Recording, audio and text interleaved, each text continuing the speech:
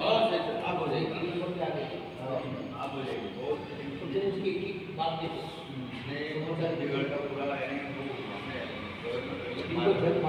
India में electric के लिए 10% देना पड़ा, अभी जाके सोलर लगा तो उसकी सब्सिडी बढ़ा। हाँ, सब्सिडी बढ़ाना चाहिए। उसको तो कृषि वालों को क्या करना चाहिए इन्होंने इंडिया में उसके सिटी और क्या करना चाहिए किसान वाले है ना। कृष्ण गोविंद हरे मुरारी हे नाथ नारायण वासुदेव। श्री कृष्ण गोविंद हरे मुरारी हे नाथ नारायण वासुदेव। श्री कृष्ण गोविंद हरे मुरारी हे नाथ नारायण वासुदेव। श्री कृष्ण गोविंद हरे मुरारी हे नाथ नारायण वासुदेव। श्री कृष्ण गोविंद हरे मुरारी हे नाथ नारायण वासुदेव। और कृष्ण भगवान की जय। प्रातः स्मरामि हृदि संस्फुरदात्मतत्त्वं सच्चित् सुखं परमहंसगतिं तुरीयं यत्स्वप्नजागरसुषुप्तिमवयेति नित्यं तद्ब्रह्म निष्कलमहं न च भूतसङ्घाः। महायोगपीठे तटे भीमरथ्यां वरं पुण्डरीकाय दातुं मुनीन्द्रैः समागत्य तिष्ठन्तमानन्दकन्दं परब्रह्मलिङ्गं भजे पाण्डुरङ्गं। दक्षिणे लक्ष्मणो यस्य वामे तु जनकात्मजा पुरुतो वार्तिर्यस्य तं वन्दे रघुनन्दनं।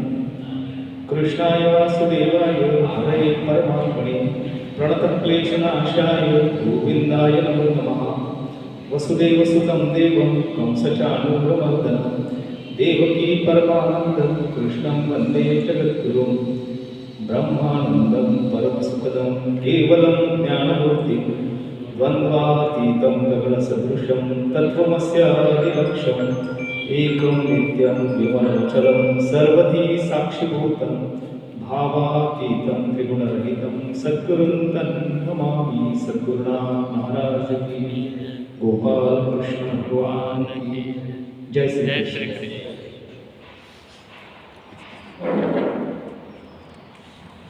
मोक्ष संन्यास योग नामक 18वें अध्याय में पिछले समय जो श्लोक हम चर्चा कर रहे थे वो था स्वे स्वे कर्मण्यभिरतः संसिद्धि लभते नरः। अपने अपने वर्णाश्रम धर्मानुसार स्वकर्मों में लगे रहकर परम पद को प्राप्त लेने का एक उपाय भगवान कहते हैं। अर्जुन को सचेत किया था, सावधान किया था कि अब सावधानी से सुनो, मैं अपने अपने स्वकर्म करते रहते ही उस परम पद को हम प्राप्त कैसे कर सकते हैं, उसका उपाय अर्जुन को भगवान बताते हैं और एक सचेत चेतावनी देते हैं कि अत्यंत सावधानी से तुम ये सुनो। अब अगला श्लोक आता है 46वां। यतः प्रवृत्तिर्भूतानां येन सर्वमिदं ततं स्वकर्मणा तम अभ्यर्च्य सिद्धिं विन्दति मानवः। जिस परमेश्वर से संपूर्ण प्राणियों की उत्पत्ति हुई है और जिससे यह समस्त जगत व्याप्त है, उस परमेश्वर की अपने स्वाभाविक कर्मों द्वारा पूजा करके मनुष्य परम सिद्धि को प्राप्त हो जाता है। ये न व्याप्तम चराचरम, भगवान का स्वरूप बताते हुए भगवान खुद कहते हैं कि समस्त प्राणियों की उत्पत्ति परमेश्वर से ही, परम परमेश्वर से ही हुई है और ये संपूर्ण जगत उस परमपिता परमेश्वर से ही व्याप्त है। अब वह परमेश्वर को आराधना करना है या परमेश्वर को प्राप्त करना है तो उसका उपाय केवल ब्रह्म कर्म करना या कोई साधनारत रहना ऐसा नहीं है। भगवान कहते हैं कि अपने कर्मों द्वारा उसकी पूजा करके मनुष्य परम सिद्धि को प्राप्त कर सकता है। अपने स्वाभाविक कर्म जो है, स्वभावज कर्म जो है उससे ही उसको प्राप्त कर सकते हैं। एक वचन आता है, कर्मे ईशु भजावा, अपने कर्मों से ही ईश्वर की पूजा बांधना चाहिए। इसलिए फिर यह देख के अंग्रेजी में एक फ्रेज आ गई, वर्क इज वर्शिप, ऐसा बोलते हैं, लिखने के लिए होता है। वर्क को वर्शिप मानने वाले बहुत कम लोग हो जाते हैं, लेकिन कर्मों में रत रहना, ज्ञानेश्वर महाराज ने इस पर भाष्य करते हुए कहा है कि तया सर्वात्मका ईश्वरा स्वकर्म कुसुमांची वीरा अर्पिता होय अपारा तोषा लागी। उस परमेश्वर को प्रसन्न करना है तो अपने स्वकर्मों की माला उसे चढ़ाना चाहिए, तब वह बहुत प्रसन्न होते हैं। जिस परमेश्वर से सर्व जगत व्याप्त है, उदाहरण के तौर पे या दृष्टांत देके बताते हैं कि बर्फ जैसा जल से व्याप्त है, वैसे ही समस्त संसार सच्चिदानंद घन परमात्मा से व्याप्त है। बर्फ अगर दिखे तो उसमें पानी नहीं दिखता है, तो पानी और बर्फ ये दो अलग चीजें हैं क्या? नहीं है। तो बर्फ में पानी कहाँ है? उसको उष्णता अगर मिल गई तो उस वही पानी में बदल जाता है। एक पानी ऐसा द्रव्य है हमारे पृथ्वी पर कि जो तीनों अवस्था में रहता है। जब उबाले तो भाप होती है, उसी के कारण, बाष्पीभवन के कारण ही बरसात होती है। यानी वायु रूप भी है, जड़ स्वरूप जिसको बोलते हैं सॉलिड स्टेट, वो भी है उसका, बर्फ यानी, और लिक्विड स्टेट पानी, तो हमें पानी को जीवन देते हैं। जैसे बर्फ में पानी समाहित है, पानी उसमें व्याप्त है, वैसे ही संपूर्ण संसार ये सच्चिदानंद घन परमात्मा से व्याप्त है। एक 90 अध्याय में 4था श्लोक आया है, वहां कहते हैं भगवान, मया तत्मिदं सर्वं जगदव्यक्त मूर्तिनः मत्स्थानि सर्वभूतानि न चाहं तेषु अवस्थितः। मया तत्मिदं सर्व जगत अव्यक्त मूर्तिनः, प्रत्यक्ष रूप से मेरा दर्शन नहीं होता होगा, लेकिन अव्यक्त स्वरूप से मैं ये संपूर्ण जगत को व्याप्त हूँ। मत्स्थानि सर्वभूतानि, मैं ही सर्वभूतों के भूतों में निवास करता हूँ। न चाहं तेषु अवस्थितः, मेरे सिवा भूतों का चलन वलन किंबहुना क्या बिल्कुल ये सहज नहीं है, हो नहीं सकता। अगर मैं मिट गया तो ये जगत नहीं चल सकता। ऐसे पूरे आत्मविश्वास के साथ भगवान कहते हैं, तो उसकी आराधना करना है। भगवान कहते हैं कि अपने स्वाभाविक कर्मों से उस परमेश्वर की आराधना करना चाहिए, पूजा करना चाहिए। अभ्यर्च ऐसा शब्द आया है ये श्लोक में, कहते हैं कि स्वकर्मणा तम अभ्यर्च। अभ्यर्च का मतलब होता है कि एकनिष्ठ भाव से परमात्मा की सेवा करना, अनन्यश चिंतयन्तो मां, ये उसका अर्थ उदाहरण देते हुए कहते हैं कि जैसे पतिव्रता स्त्री पति को ही सर्वस्व समझकर पति का चिंतन करती हुई पति के आज्ञानुसार पति के ही लिए मन वाणी शरीर से कर्म करती है, वैसे ही परमेश्वर को ही सर्वस्व समझकर परमेश्वर का चिंतन करते हुए परमेश्वर के आज्ञानुसार मन वाणी और शरीर से परमेश्वर के लिए ही स्वाभाविक कर्तव्य कर्म का आचरण करना, मतलब परमेश्वर की कर्म द्वारा पूजा करना है। एक पतिव्रता स्त्री का उदाहरण दिया है कि पतिव्रता स्त्री होती है, वो पति के सिवा और कोई चिंतन उसके मन में नहीं आता है, हृदय में नहीं आता है। उसके सब काम शरीर से, मन से, इंद्रिय से जो होते हैं केवल पति के लिए होते हैं। वैसे ही परमेश्वर को पतिव्रता के समान भजने वाला, अपने कर्मों से भजने वाला, शरीर मन और वाणी उसको अर्पित करने वाला, वो भगवान को प्राप्त होता है। अब ये गीता में इतने श्लोक दिए हैं। एक बात बड़ी आश्चर्य की है, जैसे ज्ञानेश्वर महाराज हो गए, तुकाराम महाराज हो गए, आज तो हमारे साथ में इतने सारे किताबें हैं या नेट वगैरह है और कहीं से लाइब्रेरीज वगैरह है जहाँ से हम किताबें ला सकते हैं, या हमें मार्गदर्शन करने वाले गुरुजन भी है, जो बड़े पंडित है, उनसे हम मार्गदर्शन ले सकते हैं, समझ ले सकते हैं। लेकिन इन संतों के पास में ना तो पढ़ाई लिखाई थी, ना उनके पास में किताबें उपलब्ध थी, ना नेट था, ना कोई उनसे भी ज्यादा पंडित उनको सलाह लेने के लिए नहीं थे। फिर भी जो उपनिषदों में, जो वेदों में, जो गीता में आया हुआ आशय है, वो वैसा की वैसा ही बताते हैं। ज्ञानेश्वर महाराज का ज्ञानेश्वरी में एक मूवी आती है, पतिव्रतेचे हृदय जैसे पति वाचुनी न स्पर्शे मी सर्वस्व या तैसे सुभटासी। कितना समर्पक दृष्टांत दिया कि पतिव्रतेचे हृदय जैसे पति वाचुनी न स्पर्शे, मन में भी उसके कोई नहीं आता। ये ज्ञानेश्वर महाराज ने सर्वस्व से परमेश्वर को भजने के लिए दृष्टांत दिया है। जितने भी हमारे संत हैं वो सिद्धांत बताते हैं, लेकिन सिद्धांत दृष्टांतों द्वारा समझा के देते हैं। कहना उनको सिद्धांत कि एक परम पिता परमेश्वर है, उसको ही कर्म से पूजा करना है, कैसे करना है तो उसके लिए दृष्टांत है, उदाहरण है। तुकाराम महाराज, ये ज्ञानेश्वर महाराज का बताया, तुकाराम महाराज का भी एक वचन है, पतिव्रते जैसा भ्रतार प्रमाण अमा नारायण तैसा तैसा परी।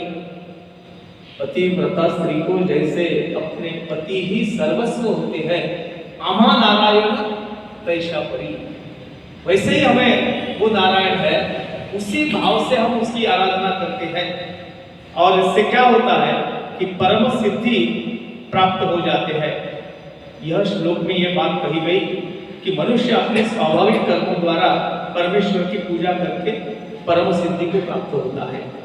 इस पर थोड़ी शंका होती है कि यदि कोई क्षत्रिय अपने युद्धाधिक कर्म जो है वो न करके ब्राह्मणों के भांति ब्रह्म कर्म करने लगा, अध्यापनादि शांतिमय कर्मों से अपना निर्वाह करके परमात्मा को प्राप्त करने की चेष्टा करे, या इसी तरह कोई वैश्य या शूद्र अपने कर्मों को उच्च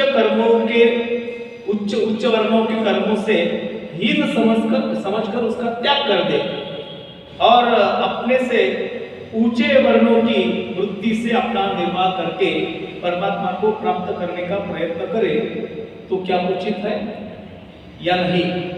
इस पर दूसरे के धर्म की अपेक्षा स्वधर्म को श्रेष्ठ बताकर उसके त्याग का भगवान निषेध करते हैं। एक श्लोक गीता में आता है, स्वधर्म निधनम श्रेय परधर्मो भयावहा।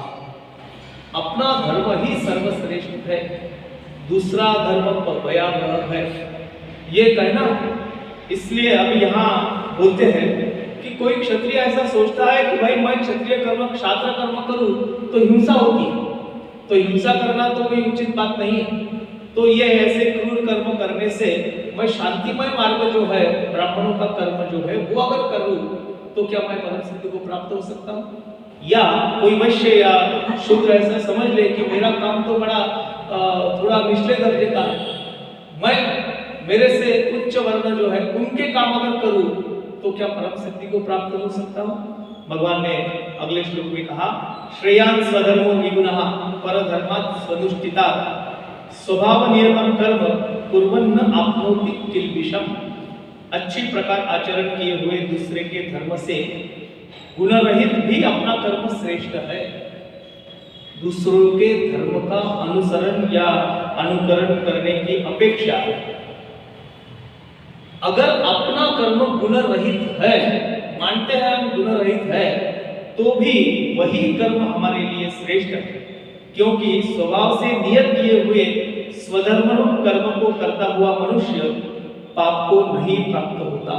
भगवान ने वचन दिया, कहते हैं कि स्वधर्म कर्म को करता हुआ मनुष्य अगर उससे पाप भी होता है तो वह पाप का भागीदार नहीं होता, पाप को नहीं प्राप्त होता। स्वनुष्ठितात् ऐसा शब्द आया, श्रेयान् स्वधर्मो विगुणः परधर्मात् स्वनुष्ठितात्। स्वनुष्ठितात् का मतलब है जिस धर्म का अनुष्ठान सांगोपांग किया गया है, मैं मेरे कर्मों से एक व्रत या एक धर्म मैंने पालन किया है, सांगोपांग इसको किया है, उसको अनुष्ठान में अंग वैगुण्य हो जाने पर भी जिसके लिए जो कर्म विहित है वही उसके लिए कल्याणप्रद है। जरी स्वधर्म आपुला कठिन जरी जाहला तोच येर अनुष्ठिला, ऐसा ज्ञानेश्वर महाराज कहते हैं कि हमारा धर्म अगर हमें कठिन भी लगता है या थोड़ा गुणहीन भी लगता है तो भी वही आचरण करना सर्वश्रेष्ठ है। और आगे कहते हैं स्वनुष्ठिता कहा उन्होंने। और अब प्रश्न आता है कि स्वधर्म मतलब क्या, किसको स्वधर्म कहना चाहिए? वर्ण आश्रम स्वभाव और परिस्थिति की अपेक्षा से जिस मनुष्य के लिए जो कर्म विहित है उसके लिए वही स्वधर्म है। तीन चीजें बताया, वर्ण आश्रम स्वभाव और परिस्थिति, इसकी अपेक्षा से जिसके लिए जो विहित कर्म है वही उसका स्वधर्म है। अब एक आशंका आती है कि वर्णाश्रम के अनुसार, कुल के अनुसार, बड़े बूढ़ों के जो आचरण था उसका अनुकरण करते हुए उसको धर्म कहते हैं।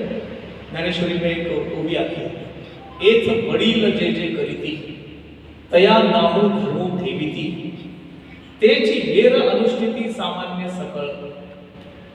वडील यानी पिता नहीं, वडील यानी हमसे ज्येष्ठ, हमसे श्रेष्ठ, महाजनों ये न गतस्य पंथः, ऐसे बोलते हैं कि जो बड़े लोग हैं, जो ज्ञानी हैं, जो महात्मा है, उन्होंने जो आचरण किया उसका अनुकरण करना यह धर्म का काम है। एक वडील जे जे करीती। एक प्रश्न आता है कि उनके समान हम अगर कर्म करने लगे, उसको धर्म मानने लगे, विहित कर्म मानने लगे तो क्या एक वडील जे जे करीती उस पर उपासनात्मक एक बात कही गई। एक लड़के को पूछा कि भाई चोरी क्यों की? लड़का है 15-17 साल का है, चोरी कर लिया उसने। पूछा कि चोरी क्यों की? बोले मेरे बाप दादा से सब चोरी चोर है, एक वडील जे जे करीती तया नामो धर्मो देवीती। अब मेरे घर में कोई परंपरा ही है, चोरी है, तो चोर का लड़का चोर हो गया तो धर्म का पालन नहीं किया। लेकिन भगवान कहते हैं कि ऐसा नहीं है। झूठ, कपट, चोरी, हिंसा, ठगी, व्यभिचार आदि निषिद्ध कर्म तो किसी के भी स्वधर्म नहीं हो सकते। झूठ है, व्यभिचार है, ठगी करना है, ये किसी के भी स्वकर्म नहीं हो सकते। और काम्य कर्म भी किसी के लिए अवश्य कर्तव्य नहीं है। काम्य कर्म कामना की अपेक्षा से किया हुआ कर्म, अपेक्षा से किया हुआ, आसक्ति से किया हुआ कर्म ये अवश्यमेव नहीं है। कामनाओं के सहित कर्म करने के बजाय वो त्यागना भी अच्छा है। कामना नहीं रखना चाहिए, अवश्य नहीं है, वो काम नहीं किए तो कोई बिगड़ता नहीं है, वो भी बताया। और बताते हैं इस कारण उनकी गणना यहाँ किसी के स्वधर्म में नहीं है। काम्य कर्मों की भी गणना स्वधर्म में नहीं आती, या झूठ, चोरी, चकारी इसकी भी गणना इसमें नहीं होती। इनको छोड़कर जिस वर्ण और आश्रम के जो विशेष धर्म बताए गए हैं, जिनमें एक से दूसरे वर्ण आश्रम वालों का अधिकार नहीं है, जिसका जो कर्म है वही उसने करना चाहिए। ये 4 वर्णों की व्यवस्था है, इस पर बड़ा वाद विवाद होता है, बड़े प्रवाद होते हैं। और कहा जाता है कि हिंदू धर्म में ये 4 वर्ण की व्यवस्था यही मनुष्यों में भेद करता है। एक बहुत ही निचला काम करता है दृष्टि में देखा जाए तो, और एक को बड़ा सम्मान मिलता है। ये एक गलत धारणा है, ऐसा बताते हैं। लेकिन गीता या भगवान श्री कृष्ण उसका समर्थन करते हैं। चातुर्वर्ण्यं मया सृष्टं गुणकर्म विभागशः। वर्ण की व्यवस्था गुण कर्म के अनुसार की गई है। वो वर्ण व्यवस्था हमने त्याज्य करके, निषिद्ध करके छोड़ दी। डॉक्टर बाबा साहेब अम्बेडकर ने इस पर बड़े विचार रखे हैं, इसके विरोधी विचार रखे हैं। रिडल्स इन हिंदुइज्म नाम का जो उनका किताब है उसमें उन्होंने कहा है। लेकिन आज के जमाने में हम देखेंगे तो ये देखने को आता है कि वर्ण व्यवस्था हट गई, वर्ग व्यवस्था आ गई। Class 1, class 2, class 3, class 4। और इनमें भी क्लास 4 वाला जो कर्मचारी है वो कभी क्लास 1 के कर्तव्य नहीं कर सकता। करे तो क्या होगा भाई, कलेक्टर के दरवाजे पर बैठने वाला सिपाही आज कलेक्टर छुट्टी पे है तो उसके चेयर पे जाके बैठे, चलेगा? ऐसा बोलते हैं कि काम करे न करे उनके चेयर पे बैठना भी अपराध है, गुनाह नहीं बैठे। ऑफिसर के बड़े ऑफिसर के चेयर पे बैठना, उनके आसन पे बैठना, यह भी एक हमारे कर्तव्य को छोड़कर दूसरा कर्म करना है। दूसरी बात, कोई मिनिस्टर है या मिनिस्टर की बात नहीं करूंगा, सेक्रेटरी है, IAS IPS ऑफिसर है, वो अगर किसी की चाकरी गुलामी करने लगे तो वो भी उसके लिए उचित नहीं है, उससे उसका ही कर्म करना चाहिए। लेकिन परिस्थिति बदल गई है, आजकल देखा जाए तो परिस्थिति बदल गई है। जो नेता लोग चुन के आते हैं वो इन सब बड़े बड़े अधिकारियों को अपने नौकर समझते हैं, वही जगह नहीं है। बहुत सारे संस्थाएं ऐसी है कि वहां काम करने वाले कर्मचारी वो काम किसी और काम के लिए नियुक्त किए हुए रहते हैं, लेकिन उनकी कार्यकारी मंडल, संचालक मंडल उनको नौकर समझती है। उस समय गीता में या सब संतों ने कहा कि ये वर्ण संकर होने से आगे चल के हमारे यहाँ बड़ा अधर्म हो जाएगा। अब भी वैसा ही हो रहा है, वर्ग संकर हो रहा है। जो उच्च पदस्थ है, जो उच्च विद्या विभूषित है, उनको जो काम शोभा नहीं देते वह काम करना उनकी मजबूरी बन गई है। और मिनिस्ट्री में अगर काम करना है तो मिनिस्टर मिले न मिले, उसका सिपाही मिल गया तो काम जल्दी हो जाएगा। उसको उतने पावर आ गए कि वो बोलता है, गारंटी देता है कि मैं करा के देता, चिंता करने की जरूरत नहीं है। तात्पर्य क्या है, ये भी वर्ण संकर है, वर्ग संकर है।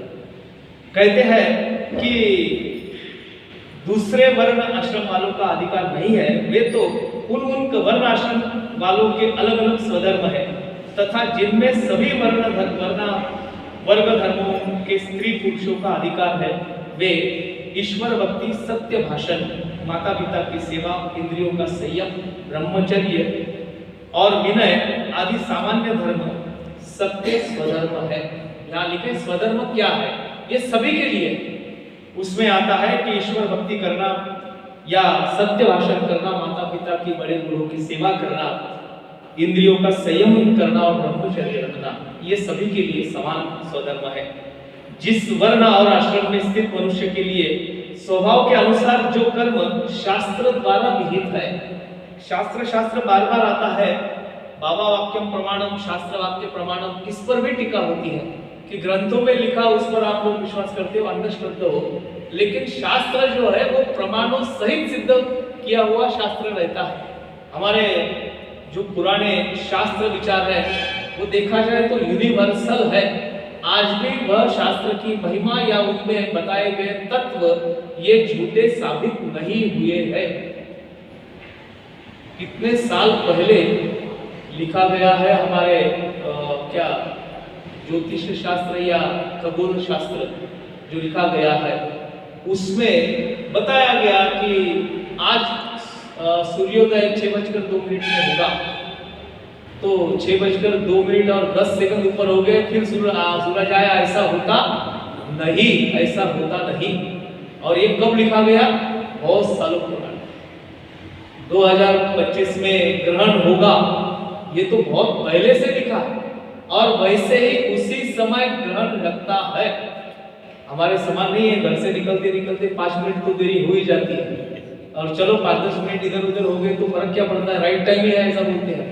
लेकिन वो जो हमारे चांद सितारे या सब ग्रह गोल है, उनका फ्रैक्शन ऑफ सेकंड भी समय इधर उधर नहीं होता। और ये किसने बताया? ये हमारे बुजुर्गों ने, हमारे पूर्वजों ने बता के रखा, जहां आजकल की विद्याएं उपलब्ध नहीं थी, ऐसा हम बोलते हैं। 13वें शतक में ज्ञानेश्वर महाराज ऐसे कहते हैं कि अभ्यासेनी बड़े एकी गति अंतराळे, व्याघ्र सर्प प्रांजळे एकी केली। कहते हैं कि अगर निष्ठापूर्वक अभ्यास करे, वही शास्त्र का अध्ययन करे, तो अंतराल में भ्रमण करना कोई कठिन बात नहीं है। ये कल्पना 13वें शतक में करना यह भी मामूली चीज नहीं है।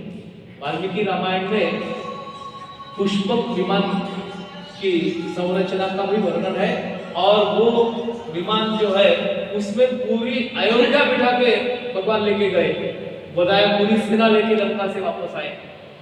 आज डबल स्टोरी विमान तैयार हो गया तो उसका बड़ा आश्चर्य होता है।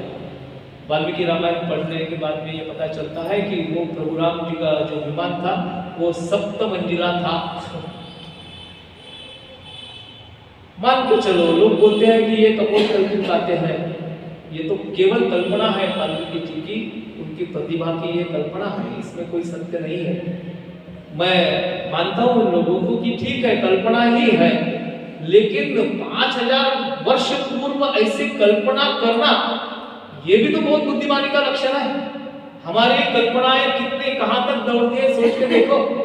उपद्यन्ते विलीयन्ते दरिद्राणाम मनोरथः, हमारी कल्पना कितनी हो सकती है। हमें अपेक्षाएं होती है हमारी कि सब सुख हमें मिलना चाहिए। सुख की कल्पना क्या है? एक अच्छी सी गाड़ी, एक अच्छा सा बंगला, 2-4 नौकर, ये अच्छे सूट वगैरह पहनने को हो गई हमारी। वो कौत्स ऋषि ने अपने शिष्य को गुरु दक्षिणा मांगी तो कितना? 15 करोड़ सुवर्ण मुद्राएं। 15 करोड़ किसको बोलती?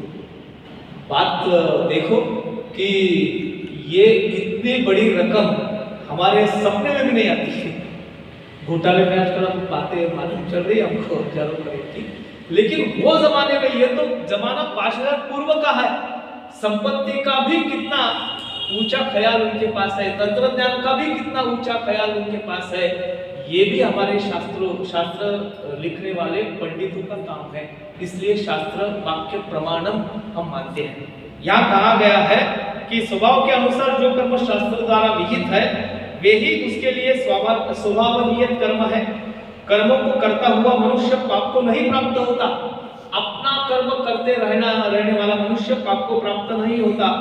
इस कथन का यहाँ यह भाव है कि उन कर्मों का न्यायपूर्वक आचरण करते समय उनमें जो अनुषंगिक हिंसादि पाप होते हैं वे उसको नहीं लगते, और दूसरे के धर्म पालन करने से उसमें हिंसादि दोष कम होने पर भी परवृत्ति छेदन आदि पाप लगते हैं। अगर अपने कर्म करते हुए कोई हिंसा अगर होती है तो न्यायपूर्वक अपना कर्म निभाता कोई है तो उसके लिए वो हिंसा पाप नहीं होता। क्षत्रियों का धर्म है शत्रु पे वार करना, उसको समाप्त करना।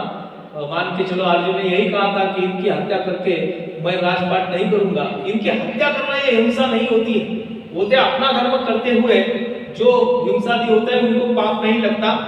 इसलिए गुण रहित होने पर भी स्वधर्म गुणयुक्त परम धर्म की अपेक्षा श्रेष्ठ है। बाकी धर्म अगर गुणयुक्त लगते हैं उसकी अपेक्षा ये अपना धर्म श्रेष्ठ है।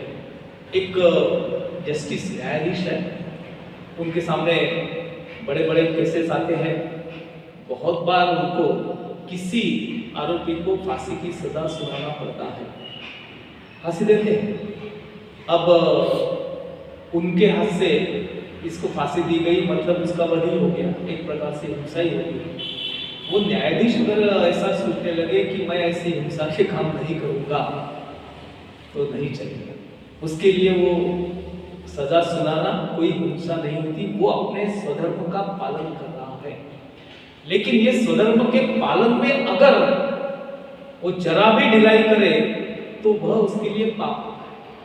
उदाहरण के तौर पर बताते एक घटित हुआ किस्सा है। एक न्यायाधीश के सामने एक आरोपी करके उसका बेटा ही आ गया और वकीलों के दलीलों से ये पक्का हो गया कि ये आरोपी है, दोषी है, इसने गुनाह किया है और इसने इतना बड़ा गुनाह किया है कि इसको मृत्युदंड देना चाहिए। तो न्यायाधीश ने क्या किया, दूसरे दिन अपने पद का रिजाइन दे दिया और घर में बैठ गया। किसी मोहवश कारणवश अपने धर्म का त्याग करना यह सजा सुनाने से भी ज्यादा पाप है। स्वधर्म निधनम श्रेय परधर्मो भयावहा। कहते हैं कि अपने कर्म से पीछे हटकर, कर्म को क्या मोड़कर दूसरे कर्म में जाना यह उचित नहीं है। और इसी तत्व के आधार पर गीता टिकी है। अर्जुन को यही समझाया है कि तू तेरा कर्म कर। और इसका समर्थन करते हुए फिर अगला श्लोक आता है 48वां, सहजम कर्म कौन्तेय सदोषमपि न त्यजेत् सर्वारंभा हि दोषेण धूमेन अग्नि इव आवृतः।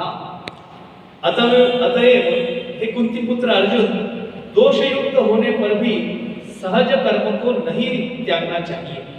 दोषपूर्ण है अगर तो भी अपना धर्म नहीं त्यागना चाहिए, क्योंकि धुएं से अग्नि की भांति सभी कर्म किसी न किसी दोष से युक्त है। अग्नि है लेकिन धूम्र से वो अब अग्नि की उतनी या तेजस्विता नहीं दिखती। ऐसा ही होता है, ये धुएं से अग्नि के भांति सभी कर्म जो है कुछ न कुछ दोष युक्त होते ही है। प्रकृति के अनुसार शास्त्र विधि से नियत किए हुए जो कर्म है और वर्णाश्रम के धर्म और सामान्य धर्म रूप स्वाभाविक कर्म है, उनको ही यहाँ स्वधर्म कहा गया है। ये स्वाभाविक कर्म है।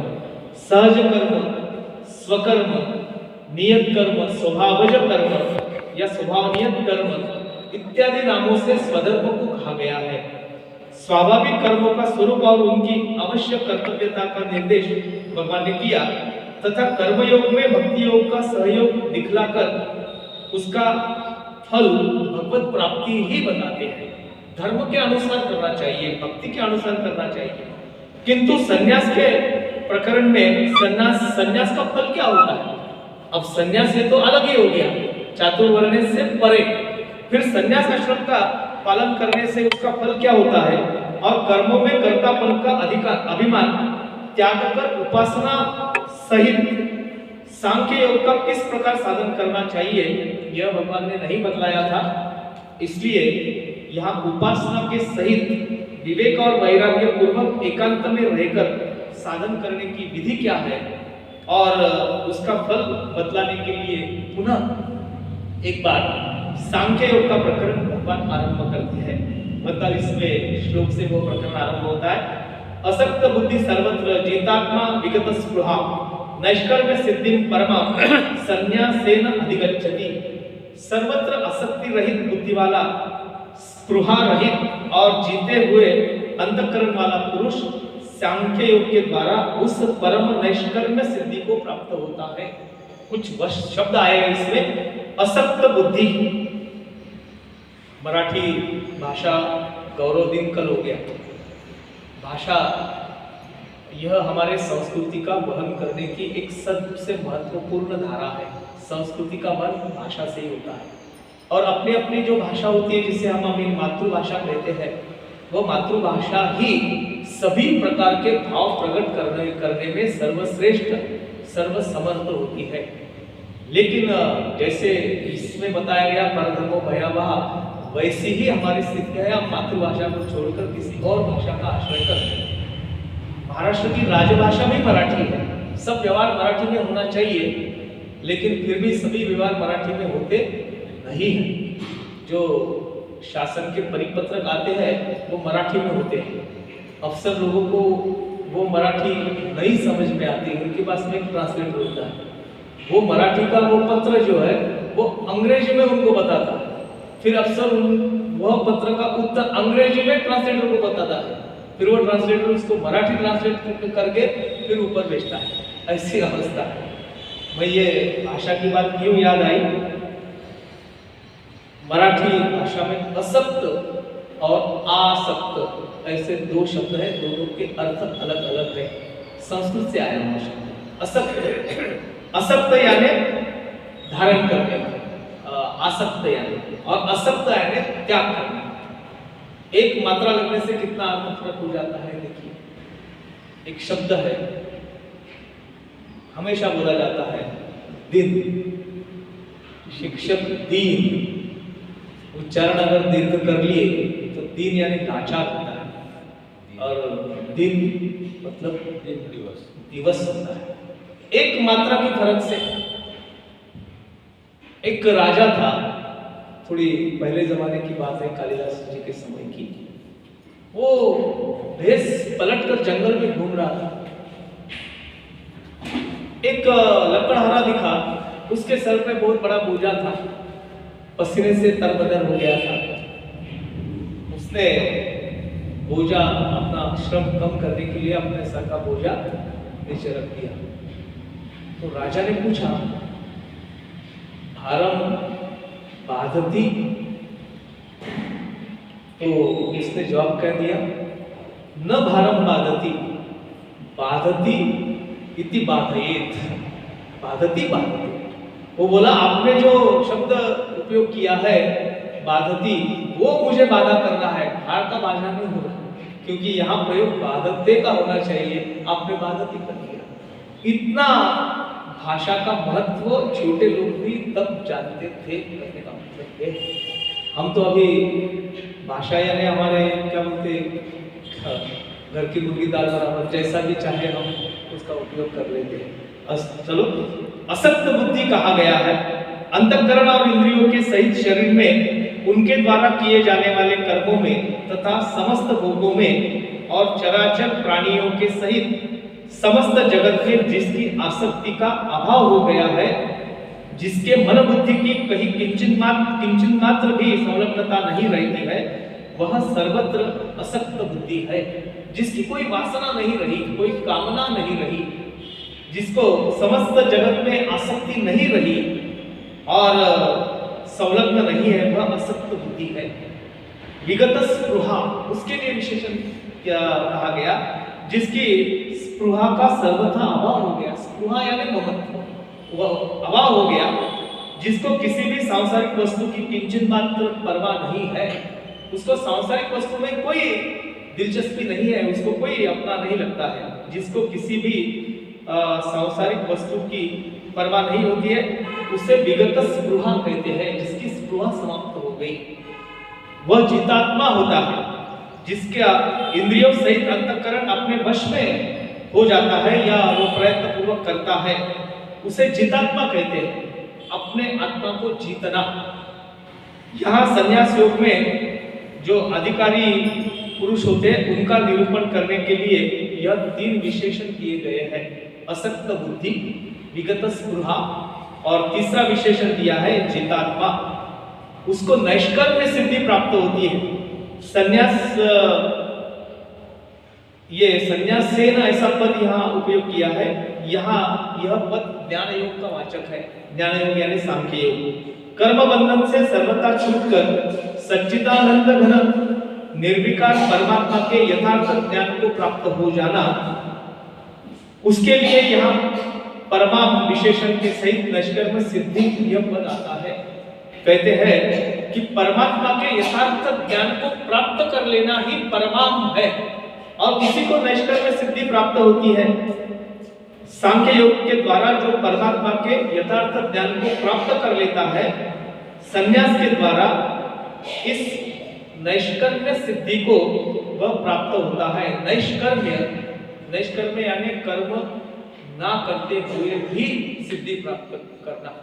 कबीरदास जी ने एक बार कहा था कि वो दोहा मुझे एकदम वो ज़बानी याद नहीं है, लेकिन कबीरदास जी कहते हैं कि अब हम राम नाम की जपमाला नहीं जपते। राम नाम कौन जपता है? राम जपते हैं और हम करे आराम, हम आराम करते हैं, वह राम नाम जपता है, हमें करने की जरूरत नहीं। इसका कारण यह है कि उनके अंग प्रत्यंगों में राम बसे है। उनको वाणी से अगर राम नाम नहीं भी बोले तो पूरे नसें उनकी राम नाम कहती है। अर्जुन के बारे में कहा गया था कि अर्जुन के बदन से श्री कृष्ण ध्वनि आती थी।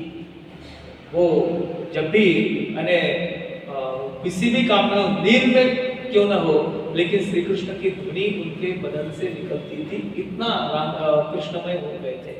वैसे नैष्कर्म्य सिद्धि के बारे में बताया है कि हमें करने की जरूरत नहीं होती है, वो सब काम वैसे ही होते हैं क्योंकि उनकी पूरी धारणा इस प्रभु में समाहित होती है। संन्यास के द्वारा मनुष्य नैष्कर्म्य सिद्धि को प्राप्त होता है। इस पर एक जिज्ञासा और होती है कि उस संन्यास या सांख्य योग का स्वरूप क्या है और उसके द्वारा मनुष्य किस क्रम से सिद्धि को प्राप्त होकर ब्रह्म को प्राप्त होता है। अतः इन सब बातों को बतलाने की प्रस्तावना भगवान ने की है और अर्जुन को सुनने के लिए सावधान करते हैं। मन में आता है कि ये सन्यास क्या है, सन्यास कैसे, सन्यास के कर्म कौन से हैं और इस सांख्य योग का स्वरूप क्या है, ये बताने का प्रारंभ करते हैं। 50वां श्लोक आता है, सिद्धिं प्राप्तो यथा ब्रह्म तथा प्नोति निबोध में समासे नैव कौन्तेय निष्ठा ज्ञानस्य या परा। जो कि ज्ञान योग की परा निष्ठा है, उस नैष्कर्म्य सिद्धि को जिस प्रकार से प्राप्त होकर मनुष्य ब्रह्म को प्राप्त होता है, उस प्रकार को हे कुंती पुत्र अर्जुन तू संक्षेप में मुझसे सुन और बड़े ध्यान पूर्वक सुन। इसमें कहा गया एक शब्द आता है, सिद्धि प्राप्तो यथा ब्रह्म तथा प्नोति निबोध में। पराभक्ति और तत्व ज्ञान यह ज्ञान योग की अंतिम स्थिति है। पराभक्ति, भक्ति के भी प्रकार होते हैं। वैसे देखा जाए तो एक अपरा भक्ति होती है और परा भक्ति। परा भक्ति मतलब तनु मनु जीवे बिना टलो तुझे पाई, शरीर मन इंद्रिय द्वारा पूरी तरह से भगवान की शरणागति करना, इसको परा भक्ति कहते हैं। यह ज्ञान योग की अंतिम स्थिति है। बहुत सारी किताबें पढ़ लिए, अनेक अनेक प्रकार के शास्त्र पढ़ लिए तो बहुत ज्ञानी हो गया ऐसा समझना उचित नहीं है। हमारे संतों ने कहा है, एकनाथ महाराज जी अपने हरिपाठ में कहते हैं, भक्ति प्रेमावीन ज्ञान नको देवा अभिमान नित्य नवा तया माजी। भक्ति और प्रेम यही ज्ञान है। इसलिए बोला गया है, गोकुळीच्या लोका झाले ब्रह्मज्ञान केलिया वाचून जप तपे। उन्होंने कोई जप जाप नहीं किए, कोई तप नहीं किया, कोई तपस्या नहीं की, फिर भी पूरा ब्रह्म ज्ञान उनको याद था। बड़े बड़े ऋषि मुनि जब वहां थे, उनको जो ब्रह्म स्थिति प्राप्त हुई थी, वो ब्रह्म स्थिति यह ग्वालों को, यह गोपियों को जो केवल गैया चराने के काम करते थे या गोपियां दूध निकालना बेचने का काम करती थी, उनको वह ब्रह्म ज्ञान प्राप्त था। कोई तप जप करने की जरूरत नहीं थी। इसका कारण यह है कि प्रेम भक्ति यह ज्ञान का अंतिम स्वरूप है। हमारे कबीरदास जी भी कहते हैं कि पोथी पढ़ी पढ़ी जग हुआ, पंडित भयान कोई, ढाई आखर प्रेम का पढ़े सो पंडित हो।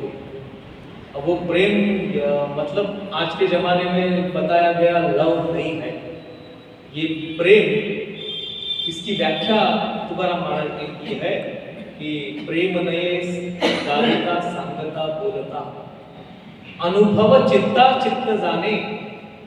कहते हैं कि प्रेम दिखाने से नहीं दिखता, दिखावा करने से प्रेम नहीं होता, बोलने से नहीं होता। कितनी गलत धारणाएं देखो 14 फरवरी को जो बोलते हैं, जताने से प्रेम नहीं होता। मैं आपसे बहुत प्यार करता हूं, ऐसा बोलने से प्यार नहीं होता। माँ कभी बच्चे को मैं तुझ पर बहुत प्यार करती हूँ, तू मेरा बड़ा दुलारा है, ऐसा कभी नहीं कहती, कहने की जरूरत नहीं है। अनुभव चित्ता चित्त जाने, वो प्रेम की तो अनुभूति होना चाहिए। राधा जी का प्रेम कितना था कृष्ण पर, ये दिखलाने की या दिखाने की जरूरत नहीं थी। ऐसा बोलते हैं कि राधा के तन मन में श्री कृष्ण बसे थे। एक बार राधा जी कृष्ण जी के घर गई, रुक्मिणी को बड़ी पुरानी लोग कथा बताते हैं, वास्तव में ऐसी कथाएं कोई महाभारत में या कृष्ण चरित्र में है नहीं। तो रुक्मिणी जी ने बोला कि तुम जितना राधा राधा करते हो एक बार उससे मिलना ही है, बुलाओ उनको। क्या आई, वो ग्वाले के वेश में है, आ गई। तो रुक्मिणी जी ने क्या किया, बहुत ही उबला हुआ दूध उसको पीने दिया। और राधा भी अब बड़े घर में आई है, कृष्ण जी के घर में आई है, रुक्मिणी माँ साहब ने दिया है तो गटागट उसने पी लिया। रुक्मिणी देखती ही रहेगी कि इतना उबलता हुआ दूध इसने पी लिया, ना कोई चेहरे पे शिकन है, ना कोई जलन है, क्या है। तो मान लिया कि कृष्ण पे बहुत ही भक्ति है। राधा तो निकल गई। शाम के समय जब कृष्ण जी से मुलाकात हुई तो उनका पूरा मुंह अंदर से लाल और छाले छाले पड़े थे, छाती में चलक हुई थी। कैसा हो गया? तो बोले तूने राधा जी को सवेरे दूध पिलाया, वो दुबला हुआ था, तुम्हें लगा उसने पिया, लेकिन वो तो मुझे अर्पण किया। उसकी प्रत्येक कृति कृष्णार्पण थी, वो कृष्ण के लिए ही थी। वैसा प्रेम करना, वैसी स्थिति आना, इसको ज्ञान कहते हैं। इसलिए एकनाथ जी ने कहा भक्ति प्रेमाविन ज्ञान को देवा, ये ज्ञान योग की अंतिम स्थिति यानी प्रेम है। ज्ञान योग के साधन समुदाय को ज्ञान निष्ठा कहते हैं। ज्ञान योग की जो साधन सामग्री है उसको ज्ञान निष्ठा कहते हैं, और उन साधनों के फलरूप तत्व ज्ञान को ही ज्ञान की परानिष्ठा कहते हैं। वो साधनों के फलरूप तत्व ज्ञान जो है, जो इनके हाथ में आता है, उसको ज्ञान की परानिष्ठा कहते हैं।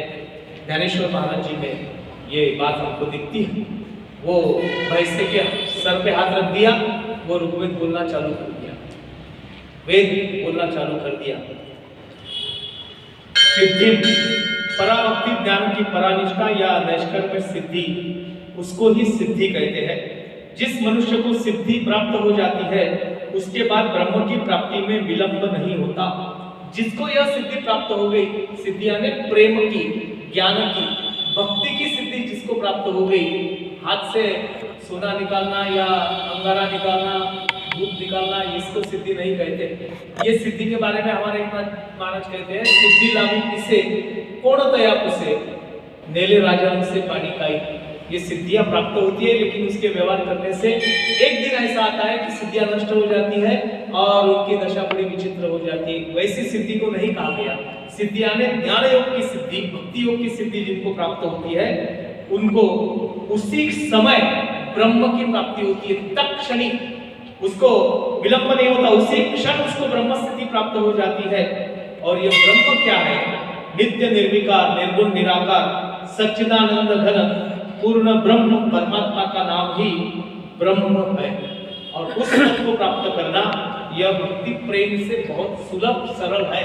इसीलिए यह भक्ति का अनुसरण करने के लिए, प्रेम का अनुसरण करने के लिए भगवान आग्रह करते हैं, जिसकी प्रस्तावना इस श्लोक में आ गई। ये प्रस्तावना श्लोक था 50वां। उसी के अनुसार आगे में 51, 52, 53 इन 3 श्लोकों में अंग प्रत्यंगों सहित ज्ञान योग का वर्णन भगवान ने किया है। हर एक बारकाई से ज्ञान योग की महिमा और ज्ञान योग क्या होता है, ब्रह्म स्थिति प्राप्त करने के लिए जो यथा योग्य है, वह ज्ञान योग की विस्तार पूर्वक वर्णन भगवान अभी आगे 3 श्लोकों में करते हैं। लेकिन अभी यहाँ रुकते हैं। आज मुझे एक जगह और व्याख्यान देने जाना है 9 बजे, इसलिए आज यहाँ रुकते हैं। अगले बार बाकी का बोलेंगे। शनिवार को मैं नहीं होगा, डॉक्टर साहब आएंगे, वो आगे आशावादी चलेंगे। पूछना है, बताना है, कुछ शंकाएं है, पूछ सकते हैं। जैसे ये वर्ण विभाग है, वर्ण विभाग है, हाँ, या तो ये शरीर से लिया हुआ है या फिर अपना शरीर वो हिसाब से बनाया होगा। जैसे ब्राह्मण का, तो ये ब्रह्मांड ऊपर एक भाग हो गया, सबसे ऊपर रहता है। फिर क्षत्रिय आता है, वो शरीर की रक्षा ही करता है। फिर पेट का भाग है, वो अन्न पचा के पूरे शरीर को देता है। और फिर चौथा शूद्र जो बोलते हैं पैर का भाग है, वो तीनों को लेके चलता है, उसका काम वही है। तो इसी हिसाब से ये वर्ण विभाग बनाया हुआ है, या अपना शरीर वो हिसाब से बनाया हुआ है। उसको समझे तो वो पूरी व्यवस्था समझ में आती है। पुरुष सूक्त में कहा गया है, ब्राह्मणों सुमुखवासी बाहु राजन्याकृतः पुरुतोदस्य जद्वैश्य पद्भ्याम शूद्रो अजायत। और इसी पर बड़ा विवाद होता है कि मुख श्रेष्ठ है तो ब्राह्मण को उसकी उपमा दी है वगैरह वगैरह।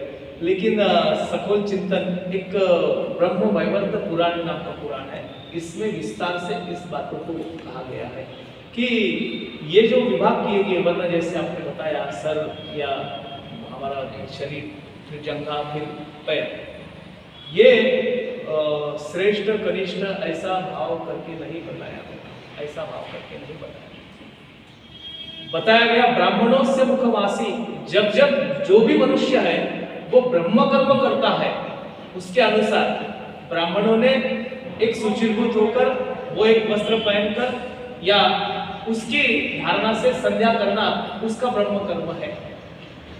जब एक क्षत्रिय या वैश्य एक गड़वा भर लोटा भर पानी लेके वो महादेव जी पे डालता है, वो कोई ब्राह्मण जैसा वो वस्त्र नहीं पहनता है या वेद मंत्र नहीं बोलता है, केवल पानी जाके महादेव जी की पिंडी पे या तुलसी पे डालता है, वह उसका ब्रह्म कर्म है, तब वो ब्राह्मण होता है।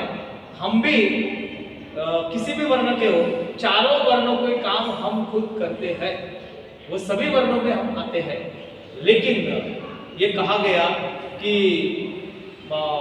एक एक वर्ण का एक एक विशेष कर्तव्य कर्म है, वो अगर वो नहीं करता तो वो शूद्राति शूद्र है, उसको अंत्यज कहा गया कि वो अंत्यज है। और जो वर्ण संकर होता है, आज के जमाने में देखो कि हम अनुभव कर रहे हैं, जो भागवत में वर्णन आता है, वैसी स्थिति आज आ गई है। जिनको सम्मान किसको मिलना चाहिए, ज्ञानी लोगों को मिलना चाहिए, लेकिन ज्ञान तो परवश हो गया है, ज्ञानी लोग तो सेवा ही सेवा कर रहे हैं, और जिनको कोई ज्ञान नहीं है वो तो अधिपति बन गए हैं। ये बात देखो, ये किसका प्रमाण है? हमने अपने अपने कर्म छोड़ दिए, हम कर्मों में ऊंच नीच मानने लगे, इसलिए दुर्दशा बहुत सारी हो गई। अब देखिए, अब जाति से ही अगर बोलूं तो बहुत जगह बताने में मुझे बड़ा हंसी आती है, कुलकर्णी शू सेंटर, ये भी बोर्ड हमने देखने में आया है। एक हमारे मित्र को मैंने पूछा था, अभी ये हमारा विद्यार्थी सामने बैठा है, क्या सुवर्णकार है, एक सुवर्णकार को मैंने पूछा कि भाई जितनी स्टेशनरी दुकानें भंडार में दिखती है, उससे ज्यादा ये ज्वेलरी की दुकानें हैं।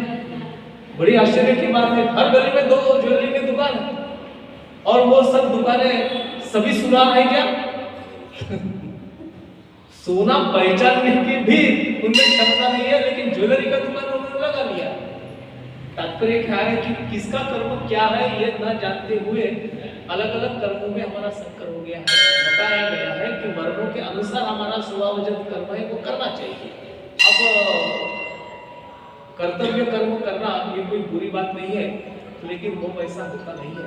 इसलिए हमारे दिल में ये आता है कि ये श्रेष्ठ है, ये कनिष्ठ है, ऐसा कोई भी नहीं है।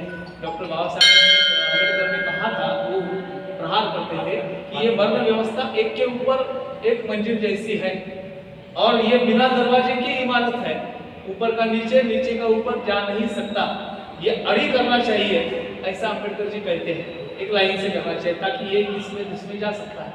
लेकिन ये बताना चाहिए कि ये व्यवस्था एक से दूसरे में जाने की व्यवस्था ही है। वाल्मीकि जी पूर्व दशा में वो शूद्र थे, वाल्मीकि जी, पराशर ये भी, व्यास महर्षि ये भी शूद्र थे, लेकिन उनको शूद्र नाम से किसी ने पुकारा नहीं, वो तो पंडितों के पंडित थे। तात्पर्य क्या, एक वर्ण से दूसरे वर्ण में जा सकते हैं। हम देखते हैं IAS पास करने वाला जो भी लड़का है, उसकी जाति नहीं पूछी जाती, वो तो अफसर ही होता है, अफसर होता है, क्लास 1 सुपर क्लास 1 ऑफिसर होता है, चाहे कुछ भी हो। इसलिए कबीरदास जी ने एक और दोहा कहा है, जाति न पूछो साधु की, पूछ लीजिए ज्ञान, मोल करो तलवार का, पड़ा रहे वो ज्ञान। उसी समय उसी स्थिति में ये व्यवस्था है। ठीक है, यहाँ रुकते हैं। नाम संकीर्तनम यस्य सर्व पाप प्रणाशनम प्रणामो दुःख शमनः तन्नमामि हरिं परम। नाम संकीर्तनम यस्य सर्व पाप प्रणाशनम प्रणामो दुःख शमनः तन्नमामि हरिं परम। गोपाल कृष्ण भगवान की जय श्री कृष्ण। आरती करके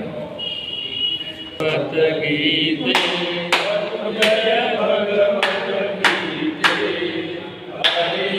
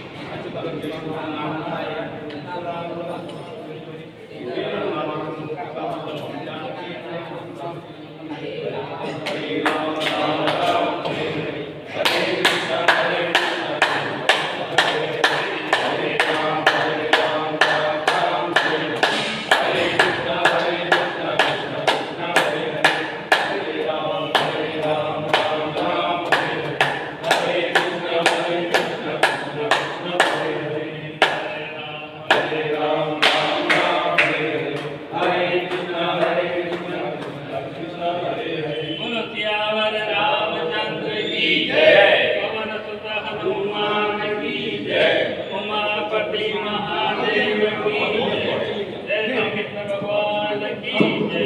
राधे राधे।